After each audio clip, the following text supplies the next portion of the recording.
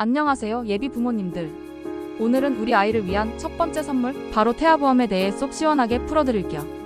10분 안에 태아보험 제대로 파헤쳐 봅시다. 태아보험 왜 들어야 할까요?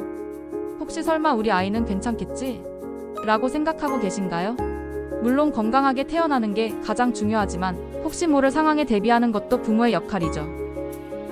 태아보험이란 무엇인가요? 태아보험은 아기가 태어날 때 발생할 수 있는 선천성 질환이나 출산 관련 위험을 보장하기 위해 임신 중에 미리 가입하는 어린이 보험입니다.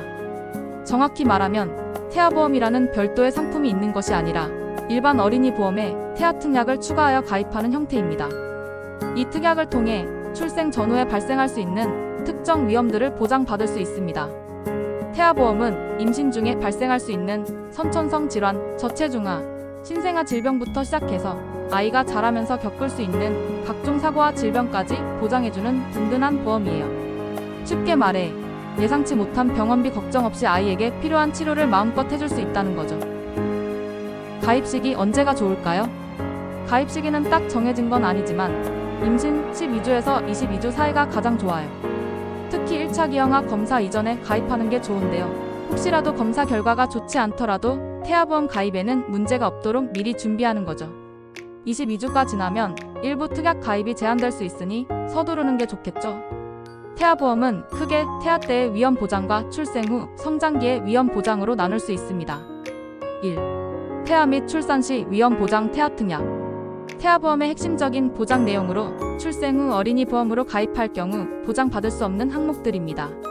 선천성 질환 관련 구순구개혈원청이 심장질환, 항문폐쇄 등 주요 선천성 기형에 대한 수술비, 입원비 등을 보장합니다. 저체중아 및 미숙아 관련 2.5kg 이하의 저체중으로 태어나거나 인큐베이터를 이용해야 하는 경우에 대한 입원 일당 및 치료비를 보장합니다. 저체중아 입원 일당. 태아가 저체중으로 출생하여 인큐베이터에 입원했을 때 입원 일수만큼 보장하는 특약입니다. 신생아 관련 질병 특약. 신생아 질병 입원 일당. 신생아 황달, 신생아 호흡 곤란 증후군 등 출생 후 1년 이내에 발생할 수 있는 주요 질병으로 입원 시 보장합니다. 뇌성마비 및 뇌질환 관련 특약. 뇌성마비 진단비, 신생아 뇌성마비 진단 시 보장합니다. 선천성 뇌질환 진단비. 선천적으로 뇌질환이 있는 경우 보장합니다. 출산 관련 위험. 출산 과정에서 발생할 수 있는 뇌출혈, 탈골, 신경마비 등 상해 위험을 보장합니다. 2. 출생 후 성장기 위험 보장 어린이 보험 기본 계약. 태아보험에 가입하면 아기가 태어난 순간부터 별도의 절차 없이 어린이 보험으로 자동 전환되어 다음의 보장들을 받을 수 있습니다. 성장기 질병 및 상해, 감기, 폐렴, 장염 등 각종 질병으로 인한 입원비, 수술비, 통원비 등을 보장합니다. 성장기 질환 관련 특약. 백혈병 및 소아암 진단비. 어린이에게 발병률이 높은 소아암에 대해 고액의 진단비를 보장합니다. 어린이 3대 특정 질병 진단비. 소아암, 백혈병 등 특정 중대 질병에 대한 진단비를 보장합니다. 아토피 알레르기 질환 특약. 아토피성 피부염, 천식 등 알레르기 질환에 대한 치료비를 보장합니다. 사고 및 재해 관련 특약. 골절 진단비. 성장기 아이들에게 자주 발생하는 골절 사고 시 진단비를 보장합니다. 화상 진단비. 화상으로 진단받았을 때 보장하는 특약입니다. 일상생활 배상 책임. 자녀가 타인의 물건을 파손하거나 타인에게 상해를 입혔을 때 발생하는 배상 책임을 보장합니다. 뱃속 아기 3명 중 2명.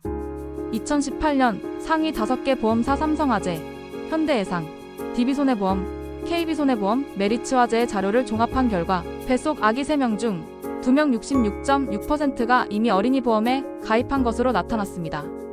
이 통계는 태아보험 가입이 보편화되었음을 보여줍니다. 저출산 현상에도 불구하고 어린이 보험 시장은 꾸준히 성장하고 있습니다. 2023년 9월 초에 보험료 월납 기준으로 어린이 보험 계약 건수는 전년 대비 약 40.7% 증가했습니다. 초회 보험료 또한 45.7% 증가하여 어린이 보험 시장의 규모가 확대되고 있음을 알 수 있습니다. 지난 5년간 통계에 따르면 저출생아 중 저체중아의 출생 비율이 꾸준히 높아지고 있습니다.